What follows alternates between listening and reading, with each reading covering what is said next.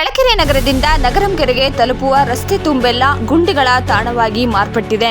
ಇಲ್ಲಿನ ರಸ್ತೆಗಳಲ್ಲಿ ಸಂಚರಿಸುವುದು ಸವಾರರಿಗೆ ದೊಡ್ಡ ಸವಾಲಾಗಿದೆ. ನಗರದ ಮುಖ್ಯ ರಸ್ತೆಯಿಂದ ನಗರಂಗೆರೆಗೆ ತಲುಪುವ ರಸ್ತೆಗಳಲ್ಲಿ ದೊಡ್ಡ ದೊಡ್ಡ ಗುಂಡಿಗಳು ಬಿದ್ದಿದ್ದು ವಾಹನ ಸವಾರರು ತುಂಬಾ ಸಂಕಷ್ಟವನ್ನು ಎದುರಿಸುವಂತಾಗಿದೆ. ನಗರದ ಸಮೀಪವೇ ಇರುವ ನಗರಂಗೆರೆಗೆ ತಲುಪಲು ರಸ್ತೆ ತುಂಬೆಲ್ಲ ಗುಂಡಿಗಳು ಬಿದ್ದು ಬೈಕ್ ಸವಾರರು ಹಾಗೂ ಆಟೋ ಚಾಲಕರು ಬಿದ್ದು ಎದ್ದು ಓಡಾಡಬೇಕಾಗಿದೆ. ಇದೇ ರಸ್ತೆಯಲ್ಲಿ ರೈಲು ಬ್ರಿಡ್ಜ್ ಇರುವುದರಿಂದ ಮಳೆ ಬಂದಾಗ ಸೇತುವೆ ಕೆಳಗೆ ನೀರು ತುಂಬಿಕೊಂಡು ವಾಹನ ಸವಾರರಿಗೆ ಇಲ್ಲಿ ಓಡಾಡುವುದೇ ಸವಾಲಾಗಿದೆ. ಸಮೀಪ ಇರುವ ಗ್ರಾಮವಾಗಿರುವುದರಿಂದ ಶಾಲಾ ಮಕ್ಕಳು, ಮಹಿಳೆಯರು, ವ್ಯಾಪಾರಸ್ಥರು ನಗರಕ್ಕೆ ಬಂದು ಹೋಗುವುದರಿಂದ ದ್ವಿಚಕ್ರ ವಾಹನ ಹಾಗೂ ಆಟೋವನ್ನು ಅವಲಂಬಿಸಬೇಕು. ಆದರೆ ರಸ್ತೆ ಹಾಳಾಗಿರುವುದರಿಂದ ಆಟೋ ಚಾಲಕರಿಗೆ ಈ ಗುಂಡಿಗಳ ತಲೆನೋವು ಹೇಳತೀರದಾಗಿದೆ.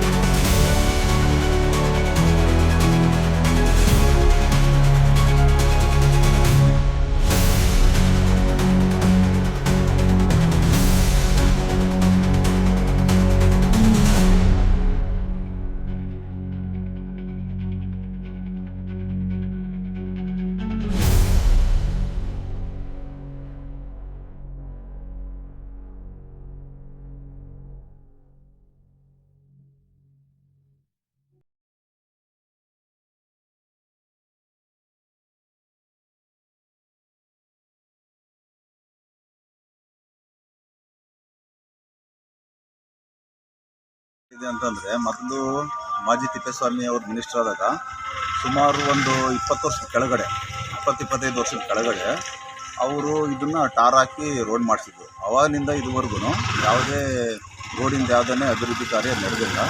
ಸಾಮಾನ್ಯ ಒಂದು 10 ವರ್ಷ ಏನೋ ಚೆನ್ನಾಗಿತ್ತು ರೋಡು.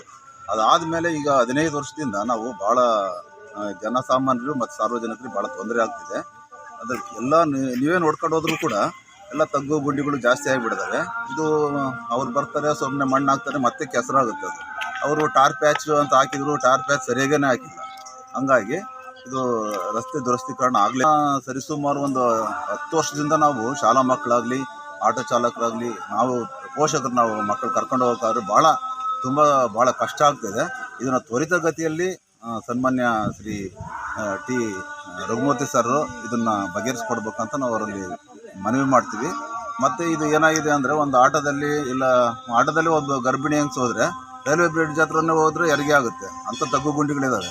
ಅದಕ್ಕೋಸ್ಕರ ಇದನ್ನು ತ್ವರಿತಗತಿಯಲ್ಲಿ ಅಭಿವೃದ್ಧಿ ಪಡಿಸ್ಬೇಕಂತ ನಾನು ಅವರಲ್ಲಿ ಮನವಿ ಮಾಡ್ತೀನಿ. ಈಗ ಸಂಬಂಧಪಟ್ಟ ಅಧಿಕಾರಿಗಳು ಕೂಡ ಅತಿ ಬೇಗನೆ, ಶೀಘ್ರದಲ್ಲೇ ಟಾರ್ ಇದು ಮಾಡಬೇಕು.